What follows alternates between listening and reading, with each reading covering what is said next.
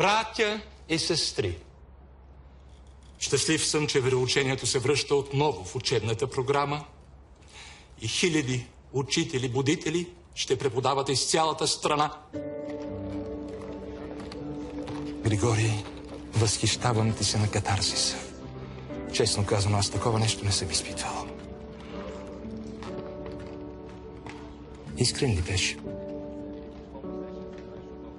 Това са си Божии работи. Браво!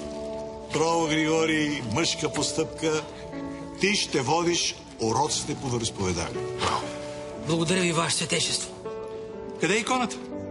Няма иконата! Как така няма иконата? Как така няма? Някой пак е откраднал. Как я няма? Григорий!